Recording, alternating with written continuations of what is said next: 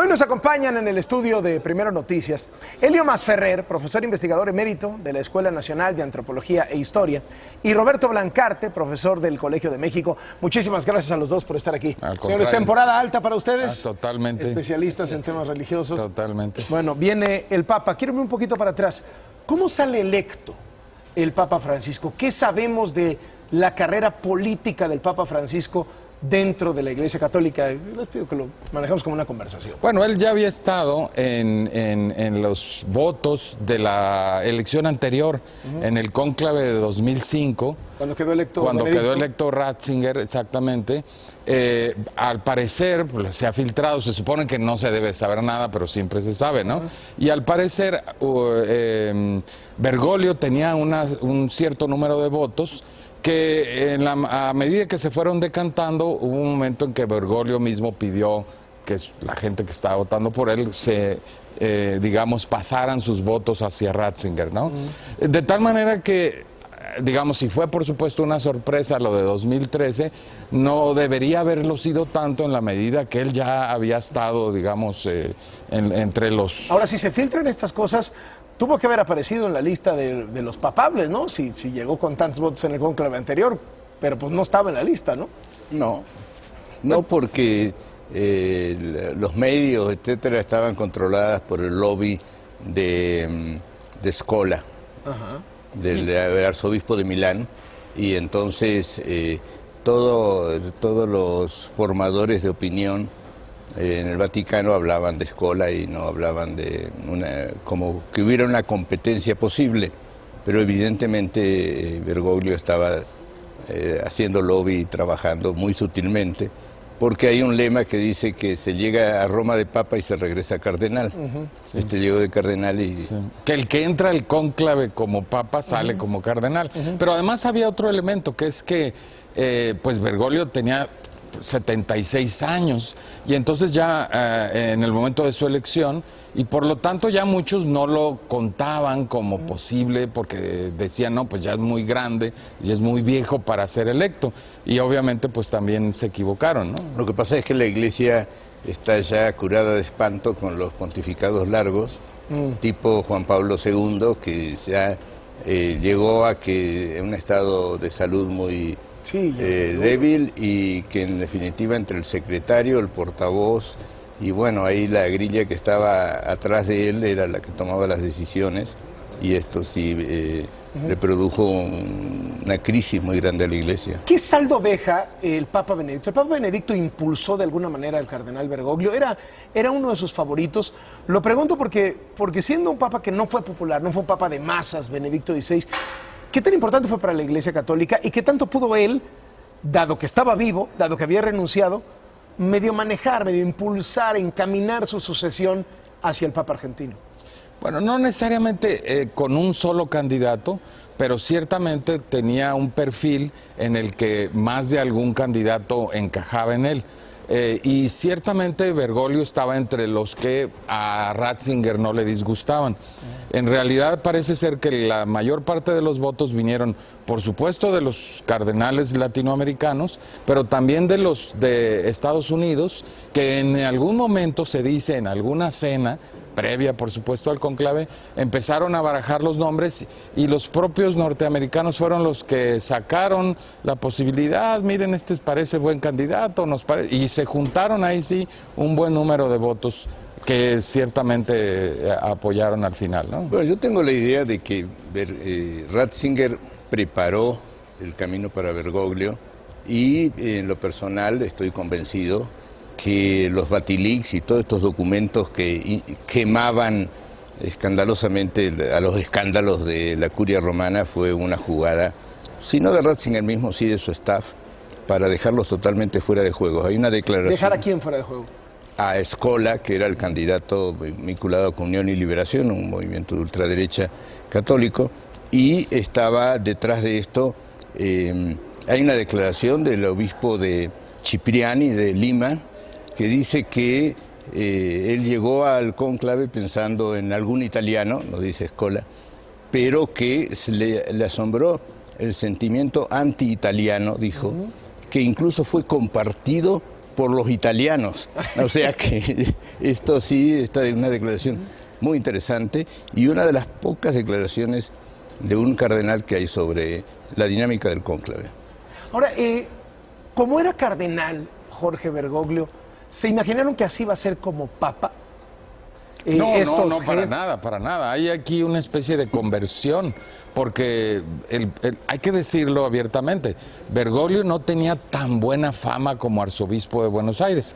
Sí, ciertamente se dice, y lo que ahora se conoce, pues que era un tipo más o menos austero, modesto, y tomaba el metro, etcétera. Pero por otro lado tenía fama de muy conservador, se opuso a los matrimonios del mismo sexo cuando se aprobaron en Argentina, dijo que eran una cosa del diablo, nunca cruzó a ver a las madres de la Plaza de Mayo, desde la catedral a la Plaza de Mayo, que es una digamos, cruzar la calle. Es como el Zócalo de la Exacto, catedral. no cruzó la calle. Entonces, digamos, no tenía tan buena fama, por lo menos entre ciertos sectores, más allá, además de lo que se había dicho de su participación o su, digamos, ambigüedad en el momento de la dictadura, etcétera. O sea, no era el gran santo, digamos, que ahora después... Ahora parece ya hasta papa de izquierda. Así es. Claro, la gente se convierte, la gente se transforma también. No es lo mismo ser arzobispo de Buenos Aires que ser el obispo de Roma, ¿no? Usted ha mencionado mucho eso en sus artículos, es decir, cómo hay un cambio de lo que era un cardenal que se reunía con empresarios, con los poderosos, un cardenal con claramente políticos, de derecha, y de pronto así ahora... es. Y usted lo que ha dicho, doctor Masferrer, en sus artículos es... No es casual, estos no son gestos espontáneos, todo esto está pensado y cuidado hasta el último instante, ¿sí?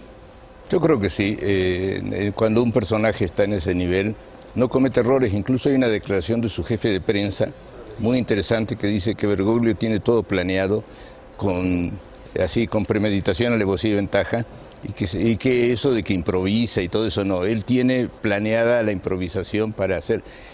Y hay una cuestión que me parece interesante. En la Iglesia, como toda estructura burocrática, nadie dice lo que va a hacer hasta que llega a la posición que le interesa, porque si adelanta las vísperas, un poco lo que se le señala, si él adelanta vísperas lo sacan de la jugada. Entonces, ¿usted cree que tenía planeada esta, digamos, conversión? Sí, bueno, lo de conversión, eso quién sabe. Él tenía su plan de trabajo muy concreto, pero no lo adelantaba, porque si lo adelantaba lo quemaban. O sea, no sería papa. Lo que en México es el juego del tapado, no lo inventaron los políticos mexicanos, lo inventó el Vaticano. Bueno, vamos a hacer un breve paréntesis, porque hemos logrado hacer contacto con Valentina Larraqui, nuestra corresponsal, que sigue las actividades del Papa y que viene en el avión papal. Valentina, ¿cómo están las cosas allá arriba? Muy bien, todo tranquilo, el Papa descansando, algunos periodistas también ya casi para aterrizar en La Habana, donde nos espera este histórico encuentro entre el Papa Francisco y el patriarca ortodoxo ruso, Carlos. Valentina, ¿qué les ha dicho el Papa en el transcurso del viaje? Bueno, él solo vino al inicio del viaje y, aparte de dar las gracias, como siempre lo hace por nuestro trabajo, dijo que esta visita iba a ser una visita complicada, agobiante, con mucho trabajo, pero dijo que era una visita muy, muy deseada, tanto por él como por el patriarca ortodoxo ruso, en lo que se refiere al encuentro que va a tener en La Habana, y obviamente por todos los mexicanos. El Papa Francisco también recordó que el pasado miércoles le regalé dos DVDs con las películas de Cantinflas y dijo que para él había sido como volver un poco a una especie de túnel del pasado y que él iba a entrar a México por la puerta de Cantinflas, que era alguien que le hacía reír mucho.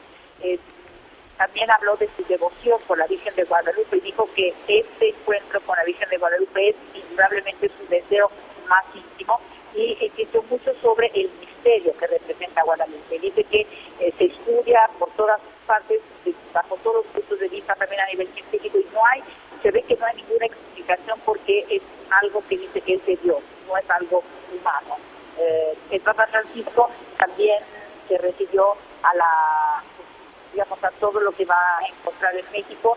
Me preguntabas anteriormente si el Papa se va a referir a todos los temas del país, que con nosotros no los abordó en este momento, pero sus principales colaboradores aquí en el avión, después de que el Papa ya se fue, después de que le pudiera entregar también un sombrero mexicano y el Papa se lo puso, nos estaban comentando de que el Papa tiene la intención de abordar absolutamente todos los temas, ya sea el tema de la violencia, de la corrupción, de la impunidad, pero lo hará también viendo los aspectos positivos de México. Es decir, el Papa no va a resolver problemas, el Papa va a decir hay problemas, pero el pueblo de México es un pueblo que tiene una fe extraordinaria, una devoción extraordinaria, valores, y es un pueblo que puede salir adelante. Entonces dicen que va a ser un discurso, digamos, con doble cara, ¿no? Es decir, ver los problemas que hay, pero también decir que los mexicanos tienen toda la fuerza y la posibilidad de mejorar la situación y de seguir adelante. Después de que habló brevemente con nosotros, también nos dijo que el organizador de los viajes papales, Alberto Galvari, después de 37 años ya se jubila, nos presentó a un monseñor colombiano que es el nuevo organizador de los viajes papales, y luego dio la vuelta a toda la cabina como suele hacerlo, que estuvo más de media hora dando la vuelta, y cada uno de nosotros pudo regalarle algo, decirle algo, pero no a nivel noticioso, digamos, es un encuentro humano, ¿no? Porque el Papa ha decidido que sea siempre en el vuelo de regreso cuando de su vuelo de Qatar. Muy bien. Muchísimas gracias, Valentina. Saludos hasta allá arriba. Desde el avión papal, Valentina Alarraqui. ¿Hay miedo en el gobierno mexicano por lo que pueda llegar a decir el Papa?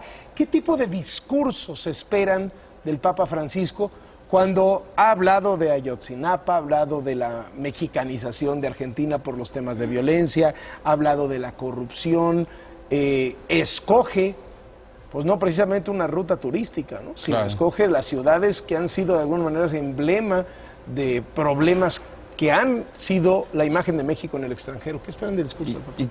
Y que además se une a parte de la agenda propia del Papa, porque digamos el Papa escoge esos lugares porque son los temas que a él le interesan. O sea, el tema de la pobreza, el tema de los indígenas, el tema de la desigualdad, el tema de los migrantes, la trata de personas. O sea, no es que el gobierno mexicano le haya dicho puedes ir a estos lugares, sino que él dijo yo quiero ir a tales en función de lo que le interesa decir. Pero yo creo que el gobierno mexicano no debe estar demasiado preocupado. En primer lugar, porque no es que la gente no sepa lo que pasa. En segundo, porque el Papa está informado, obviamente, a partir de lo que le dice su propio nuncio, lo que le dicen los obispos y lo que le dicen el resto de los católicos mexicanos. Así que, digamos, no hay nada nuevo en eso. Obviamente siempre tienen temor de un posible regaño, pero yo no creo que sea el estilo, ni nunca ha sido el estilo, digamos, de los papas, venir a hablar directamente de políticas específicas, ¿no? Y el ejemplo lo vimos en Cuba, ¿no? En Cuba no es que dijera nada específico, ni siquiera de lo que algunos esperaban que podía decir allí, ¿no? Sí, lo que a mí me parece es que en esta visita tienen un papel muy importante las órdenes y congregaciones religiosas católicas. ¿Mexicanas? Mexicanas, sí. Los obispos han quedado, como muy bien explica aquí Roberto, han quedado en una situación en una penumbra, ¿no? Si bien son los que aparecen haciendo declaraciones sobre la logística, etcétera, en términos conceptuales son los religiosos los que llevan la batuta, ¿no? En esa perspectiva, sí va a haber un juego muy sutil para un reposicionamiento de estas fuerzas dentro de la Iglesia Católica. A ver, vamos a definirlas un poquito para que entendamos todos. ¿Cuáles son los religiosos? ¿Cómo están los obispos? ¿Y cómo están esas fuerzas? Hay dos conferencias. La conferencia del Episcopado Mexicano. La reunión de todos los obispos, ¿no? Los obispos, pero luego está la conferencia de superiores de institutos religiosos de México, la cirm.org.mx, y ahí ellos siempre impulsaron otra estrategia para la Iglesia Católica. Son 1.700 sacerdotes religiosos y 28.000 monjas. ¿Los jesuitas están ahí, por ejemplo? Jesuitas, dominicos. El Papa es jesuita, ¿no? Es jesuita. Y entonces, mi hipótesis es que quien le hace las tarjetas son los jesuitas, los dominicos, las congregaciones, y por supuesto los obispos también le mandan sus mensajes, ¿no es cierto? Pero entonces hay como una estrategia muy sutil, efectivamente, de rejuego dentro de la Iglesia Católica. Eso es lo que va a hacer, o sea, no va a no es un diputado de oposición en el Congreso, no. Va a señalar los problemas, pero él tiene una estrategia que es mencionar la existencia de los problemas. Muchas veces los políticos tienen la idea que problema que no se menciona no existe. Y la estrategia de los jesuitas es al revés, mencionar los problemas para que la sociedad sea quien los solucione. Y entonces, ahí esto es, o sea, no va a decir cosas tremendas, pero sí va a decir lo que todos sabemos que está, pero lo va a decir en público. Esa es la diferencia. ¿Cómo les va a ir a las congregaciones religiosas, a los obispos, a los cardenales, al más famoso de todos, que es Norberto Rivera Carrera, el más polémico también, después de la visita del Papa? Porque se habla mucho de que la visita causa mucho furor, pero el efecto real viene cuando el Papa aborda su avión de regreso a Roma. ¿Sí es cierto esto? Sí, bueno, yo creo que el efecto real empieza desde que él comienza a hablar, ciertamente. Y es muy variado, ¿no? Y ciertamente parte del mensaje, digamos, entre los que pueden tener temor, no es nada más el gobierno, sino los propios obispos, porque también a ellos les viene a dar un mensaje. Y parte de los, digamos, de las personas a las que les ha dicho ya desde antes, oigan, hagan las cosas de manera distinta, así no funciona, etcétera, etcétera, es a ellos, ¿no? Y en el caso particular de Norberto Rivera, bueno, sabemos que sus posiciones doctrinales son muy distintas a las del Papa. Sabemos que otros obispos tampoco lo quieren mucho porque lo han acusado, y estoy hablando de primera fuente, de ser demasiado protagónico, de querer absorber todo. Luego sabemos que tiene, digamos, muchos otros problemas con los que se ha enfrentado, incluyendo cuestiones de pederastia, digamos, dentro de su arquidiócesis. O sea que no, pero no es el único. No es el único. Y por el otro lado hay un sector del episcopado que está representado por la propia presidencia de la Conferencia del Episcopado, el arzobispo de Guadalajara, Monseñor Robles, que ha sido muy discreto hasta ahora y que sin embargo desde que se entrevistó la primera vez con el presidente junto con otros obispos, mandó señales muy claras también de un pensamiento más crítico, más, digamos, señalando los problemas del país, cosa que no habían hecho los anteriores presidentes del episcopado, ¿no? Sí, pensando en lo que ha dicho Bergoglio en otras visitas, por ejemplo la de Brasil, que es ahí donde plantea todo su programa, apenas entra al episcopado, etcétera, tenemos que pensar en un llamado a los jóvenes católicos a ser más protagónicos, e incluso ese famoso hagan lío, comienza diciéndole que me perdonen los obispos y los sacerdotes, y le dice a los jóvenes, hagan lío. De alguna manera es un llamado a la desobediencia si su obispo no está en el medio, al frente, atrás de la feligresía, oliendo a las abejas y no a algún perfume francés de moda. Entonces ahí ese es o sea, lo que viene Bergoglio no es a pelearse con el gobierno mexicano, es a impulsar su proyecto pastoral en el seno de la Iglesia Católica, en el seno de la sociedad mexicana. En la segunda reserva de católicos más importante del mundo. Exactamente. ¿No? Así es. Entonces viene a disputar las ovejas a los obispos que está convencido, no a todos, a un sector muy importante de ellos, que no hacen su tarea. El caso más espantoso que hoy conocemos es quizá Norberto, ¿no es cierto? Pero hay otros obispos, y hay otros que hacen su trabajo y son gente muy seria, no hay de todo. Pero viene a defender este proyecto, que es el proyecto de los religiosos.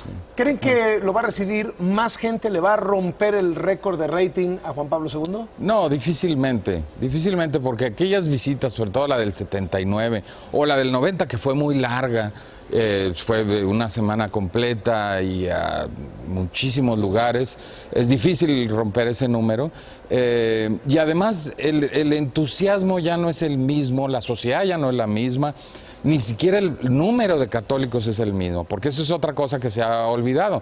Entre 1979, que llegó Juan Pablo II a México, y 2016 que llega Francisco, el número de católicos pasó de 92% o 93% que estaba en ese momento a ahorita alrededor de 80% nada más. Y tenemos 20 millones de mexicanos que no son católicos. Es decir, ya las cosas no son iguales. Y luego entre los mismos católicos, no quiere decir que todos los católicos piensen como Roma quisiera que ellos pensaran, ¿no? Es decir, ya muchísimos católicos pues usan su libertad de conciencia, su libre albedrío para tomar una serie de decisiones que no son necesariamente las que los obispos quieren. Entonces el país es completamente distinto, ¿no? Creo que el pontificado de Juan Pablo II fue un fracaso en términos de iglesia. En términos mediáticos, un éxito. Pero en términos de iglesia, durante su pontificado justamente es que bajan los católicos al 80, al 73% según mis cálculos, pero es importante ver que solo el 69% de los niños que nacen menores de 7 años son bautizados. O sea, la Iglesia Católica está perdiendo la batalla de los jóvenes. Nosotros, la Escuela de Antropología, estamos haciendo sondeos a través de las redes sociales, les pedimos que participen, y estamos viendo que los jóvenes ya o no son católicos, o si son católicos no son practicantes, y en cambio es la gente de más edad. Entonces ahí está el problema que tiene la Iglesia Católica y lo que le viene a señalar Bergoglio, que no hace su trabajo. Muchísimas gracias a los dos por acompañarnos. Al contrario.